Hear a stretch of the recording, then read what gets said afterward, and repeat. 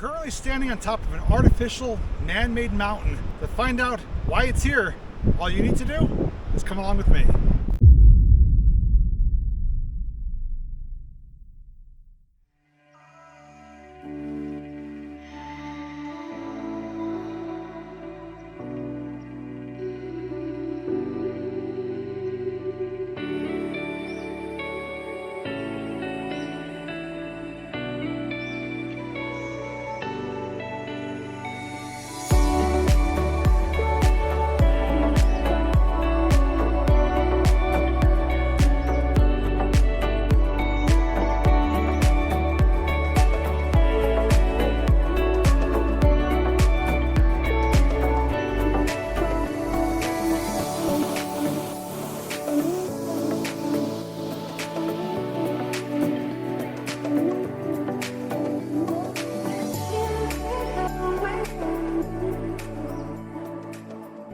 Today's small adventure brings us to Marietta, Pennsylvania, just on the outskirts of Harrisburg, Pennsylvania.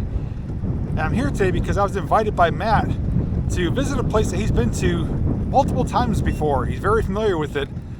This will be my first time checking it out in person. I've only seen it in his videos. We're currently utilizing our Highboy S2 Pro scooters to get there, and it's known as the White Cliffs of Kenoi. Once we do arrive, I'll tell you a bit more about it. Oh, Jesus. I got that on camera. Yeah.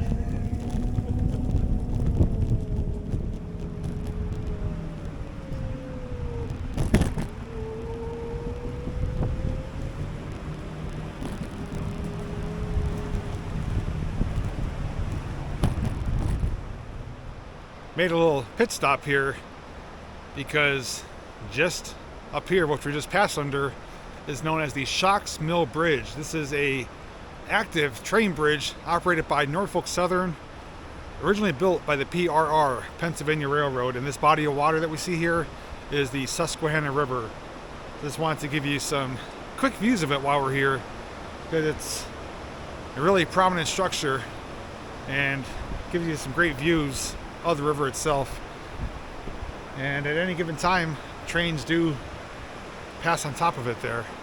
You look at the base here, basically bedrock, and it's uniquely formed. It's got little craters and potholes and crevices, and it looks like an island right here, so the water of the river does split around it. You see the buildup of material from higher water days. And although this area is prone to flooding, there are signs that do state that, so this can go underwater. Looks like most times the water level is only a few feet higher than what it is now, so most times it is pretty manageable. But it's a neat looking landscape though. You can see how big it is compared to that individual out there.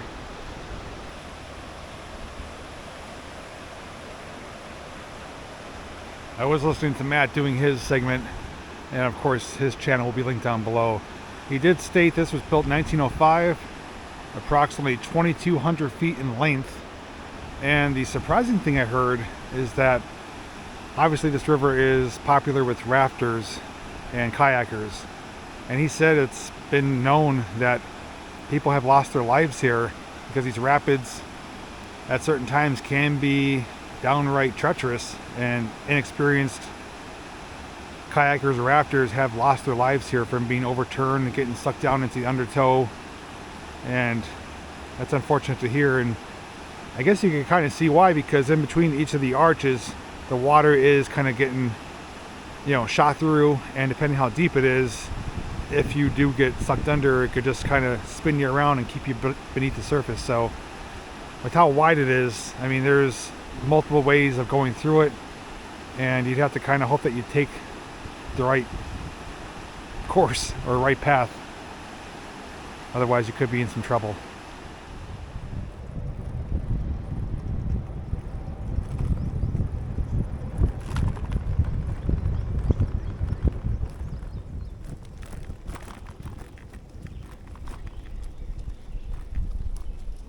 We pulled over here, and Matt said that we're going to be coming upon some foundations, and lo and behold, here we are.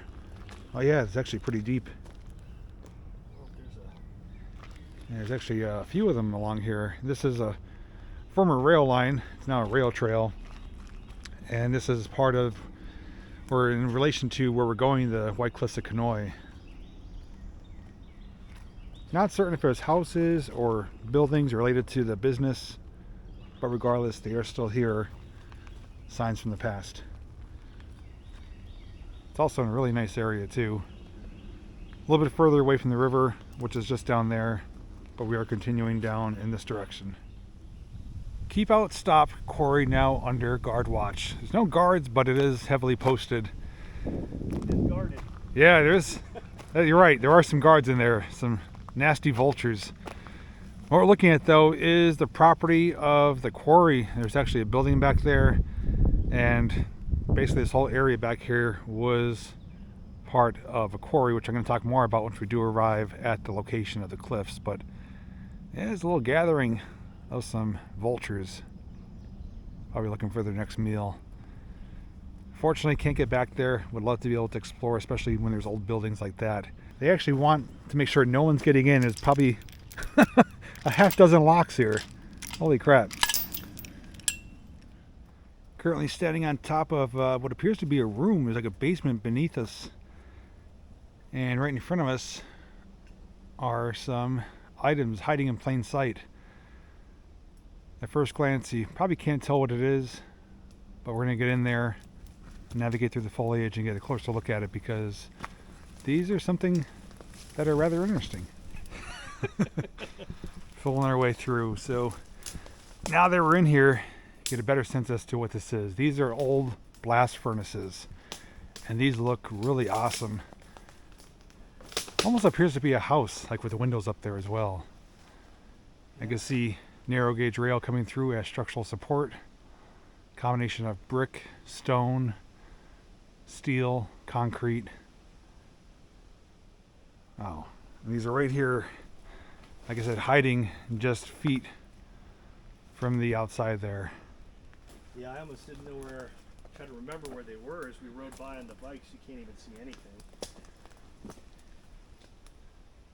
Now this time of year, it's obviously harder to see. Matt said he saw them in the wintertime. It's much more visible. I don't know how far we're going to be able to go in because it is rather thick here. But regardless, we get some glimpses of them from here. I'm actually more fascinated with those little curvatures up there. Yeah. Not sure if they were just like, probably like the vents. I was thinking ventilation. Well, let's see if we can actually go in there a little bit. Oh, there's a carcass skeleton here. Oh my gosh. Oh, almost lost the glasses. Is that probably deer? Yeah. Wow. Spine and ribs and everything.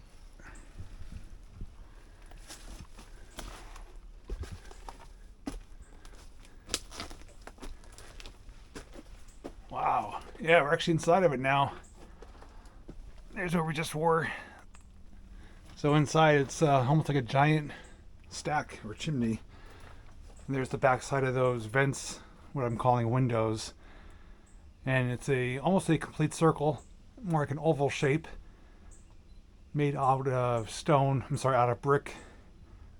Primarily brick, actually. And it's actually staggered and layered. Really unique construction. But there'd be some really hot temperatures when this would be operational. Wouldn't be able to stand here normally. You can actually see some metal plating and some bolts coming through as well. Some of these bricks are stamped as well that says H&B. It even has a little logo on it. Okay. The letters, it says H, the and sign, and B. H and B. I wonder if the H stands for Haldeman. He's the billionaire that I think, or Millie or whatever back then. Well, actually, you can go down and see his old mansion. And he was one of the businessmen that actually owned this whole area of the quarry. What was his name? I can't remember. His last name's Haldeman. Haldeman? Yeah, maybe there's some tie to that. Me and Matt were also talking too. We think that whatever was being utilized for these furnaces had something to do with what I mentioned earlier. There's almost like a basement here, and we're standing basically within a foundation of either a building or a structure, but there's a room underneath there. But the close proximity to the rails leads us to believe that material was either loaded or unloaded here for the furnaces.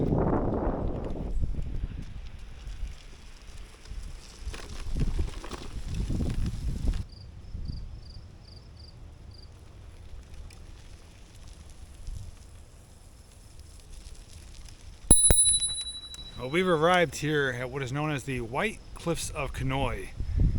Now, at first glance, it just looks like a big mound of white material, but it's actually rather unique. So we're going to get situated and explore it. Matt's been here numerous times. This is my first time here, and I'm kind of curious to see what it has to offer, because from what I've seen in his videos, it's a kind of a pretty unique location.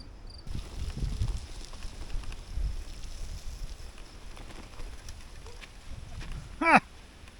Don't go do that. A little muddy.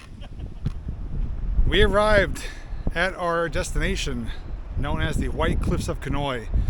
Before we explore around, let me share some details as to what I know about this place.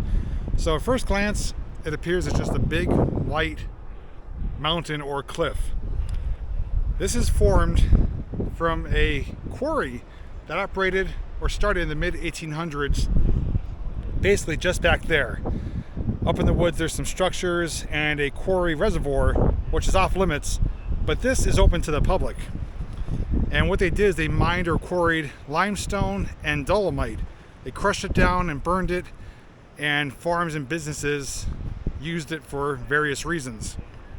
Over time, their deposits built up, and they ended up starting to store it here right along the banks of the Susquehanna River.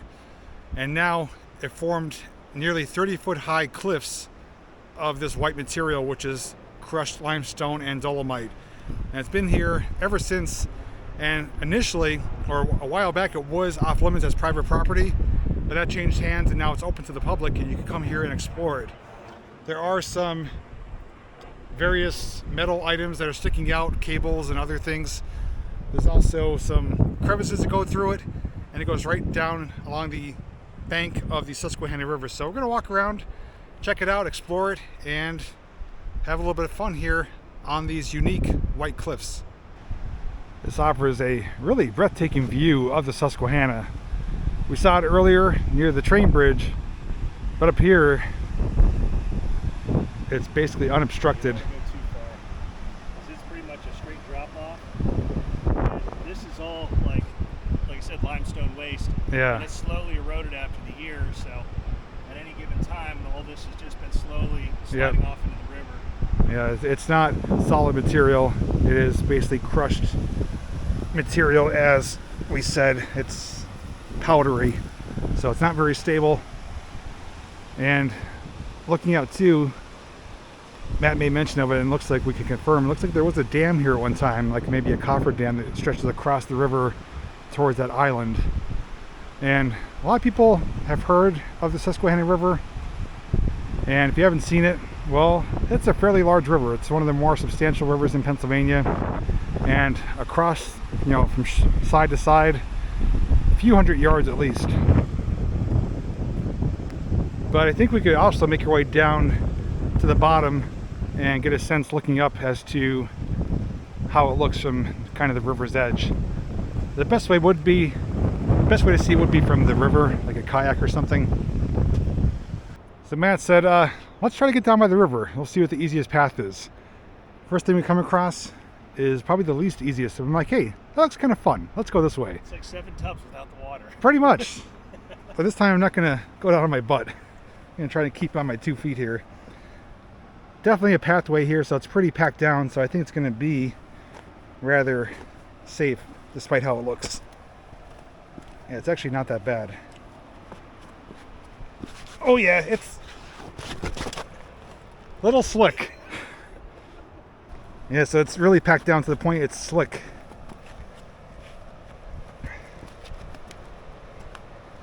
Should have brought my saucer with me. Yeah, right?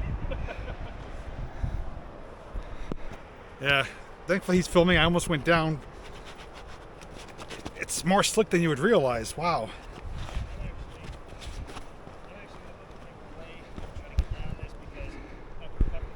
Yeah, that's where I just came from. So I don't want to take any chances. I don't want to. Looking at it now, that would have been the easier path. We'll probably go out that way. But this one was more fun. If you want to live to the extreme, people have definitely slid down there. You'd have to kind of squat down and go on your 2 feet and hopefully not tuck and roll because you may end up in the river.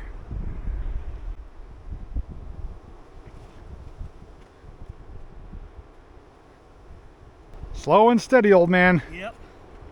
I want to break a hip. Yeah. You did better than I did. Now what we should do is go back up and come down this side right here. Yeah. It actually looks like people were sliding down Exactly, this. yeah. It's doable. You go first. No. Looking right here, almost looks like a beach area, and that is the washed down limestone that's in the edge of the river there, forming like a white sandy base. But from down here, you get a true sense of the cliffs, as it is named the White Cliffs of Kenoi. And it is literally right at the river's edge. So that is a pretty neat view, nearly 30 feet high. And that's why Matt said not to stand too close, because if it does break away, it's a straight drop.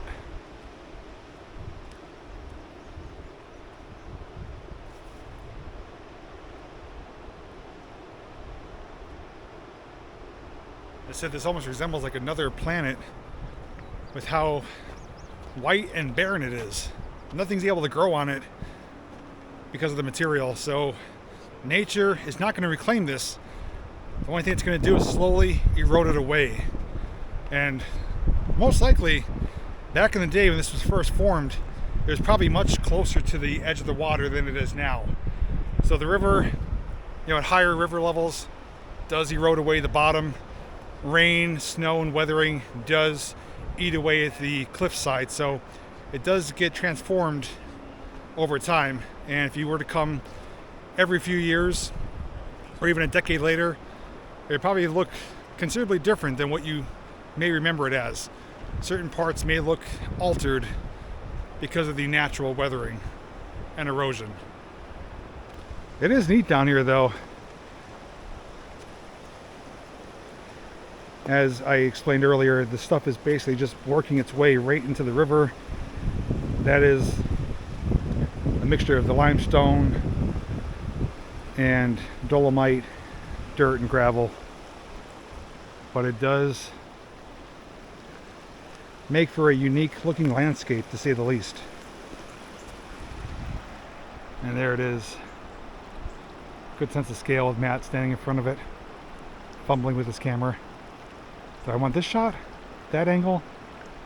I don't know. I'll take all three.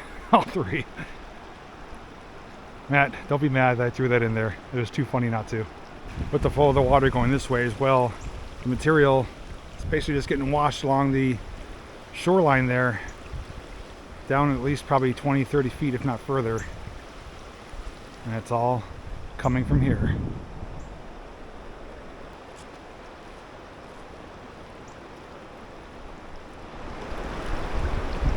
People use this stuff for exfoliating. Oh, I feel younger already. Yeah.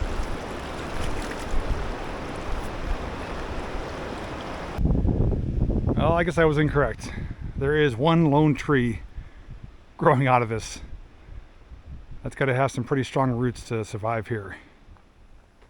So just on the opposite side of the White Cliffs we were just on is the mill area, or what's left of it. There is some foundations and some walls here, and most likely this is where the production took place of the quarried material. Now I did read on a placard, which I'm going to share on screen, you're welcome to pause to read it, that operations ceased in the mid-1900s. So this operated for nearly a century. That's a good long duration of a business, and it was most likely extremely successful to operate for that period of time. Now it's kind of hard to see, but there is a pipe right there. Behind that there is a steel barrel or drum, almost like a water tank. I don't know if we can actually get up there or not, but this place is definitely visited and tagged up, but there's not really much of anything left. just what you see here, walls and foundations. We are essentially inside of it right now. And the walls are fairly high. I'd say those are probably 25, 30 feet tall. It's like a doorway here, looking out to the rail line. Nature is reclaiming this site. Ground is basically just crushed stone, limestone, mixed in fragments of steel, some cabling over there. Looks like there's an old electrical box here or something with some wiring. Steel beam there, and with Matt coming in, he's doing his segment. I'll give you just a good visual as to how this looks in comparison to him. Can only imagine the operations that took place here. Coming towards the other end of the building now. Kind of a mountain of material here. Oh, look at this. There's a old fan over here. Hey, have you seen this before? No. Look at that. Oh, big turbine. Yeah. It's got almost like Or a belt. impeller blades. Flywheel. Yeah, flywheel for a belt. That's the internals, like the spokes. Probably would have been a motor. There's actually a little gear on the back of it there where the motor would have attached to it to turn it. This is pretty cool. This is my first time actually on the inside of this.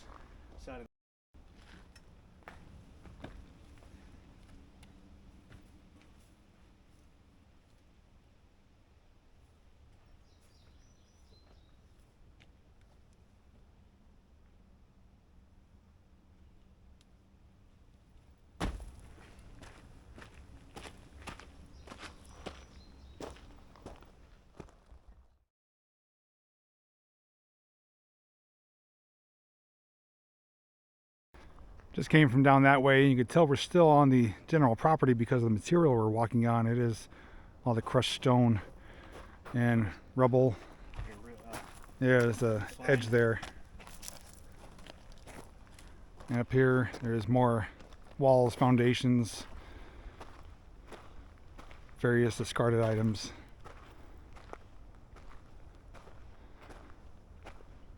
Can't make much of it today, but back in the heyday, this was a significant location for the production of that limestone and dolomite. I'm actually really surprised how large this is. Now, we're still walking from where we started, where we found the building. And most likely there's multiple buildings or different sections of it. We're well over 100 yards down, and there's still walls and foundations back here. So this was a mega operation. I'm actually really surprised how big it is, and this is just the mill area. Again, back further there's the Quarry reservoir where basically all the material got extracted from. Now it's a body of water, but there was different buildings here, some of which are still intact, but back farther it is off limits.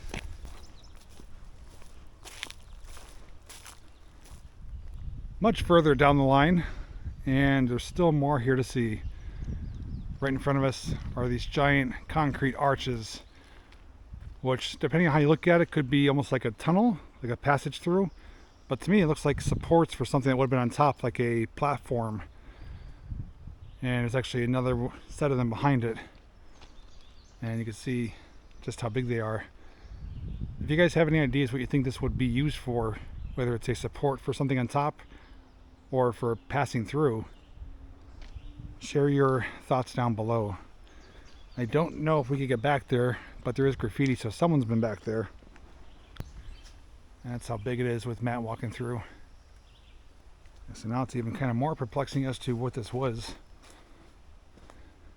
These are probably about 15 to 20 feet high. And it does kind of pass through, and then there's more walls and foundations back there.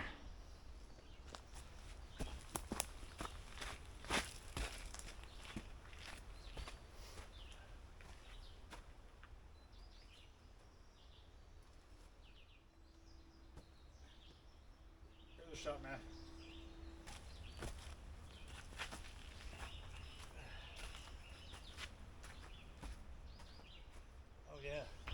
What are you guys doing down there? Come on up. We're waiting for you. Careful, it's pretty steep. And a little damp.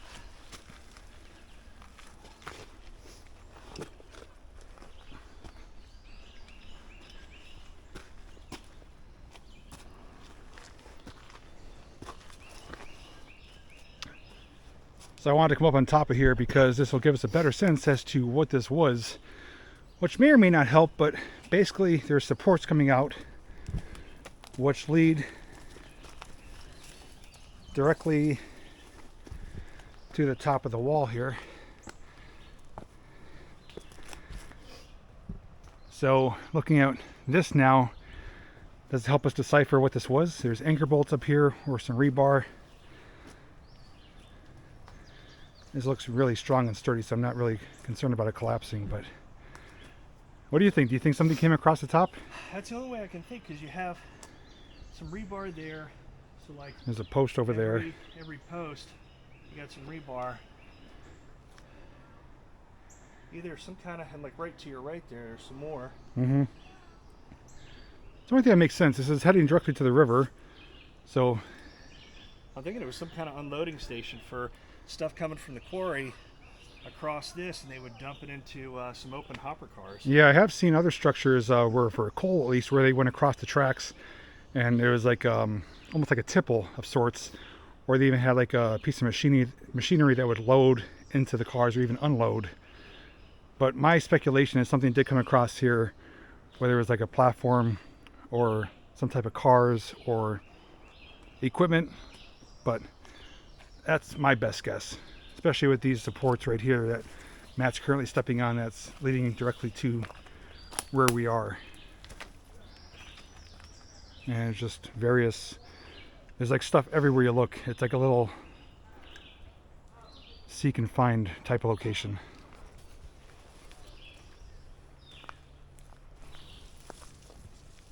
Maybe probably like a maintenance shed or something.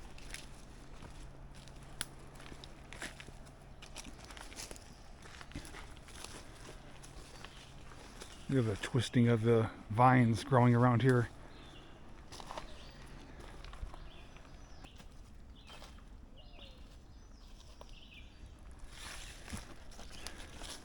So Matt said this is a type of shed. It is made out of concrete. It's one of the structures here that you can go into, and it is heavily tagged up. So here we are inside, and See some water making its way through, some holes going through. Oh, there's like insulators here. This might have been a power room. generator room. Yeah, there's insulators right here, so power or cables came through here. Oh yeah.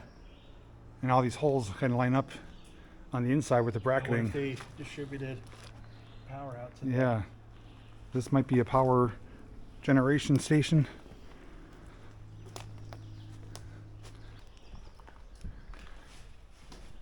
So Matt dubbed this the love chair.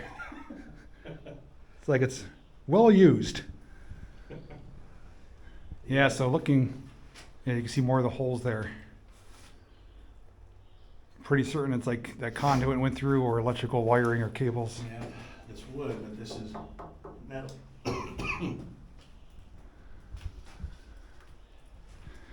Like a little platform up here. So yeah, something was installed in here, and it could have been a generator of sorts. There's a bracket there on the floor that held something. Oh, look at a spider! Holy crap! Oh, that's a big guy.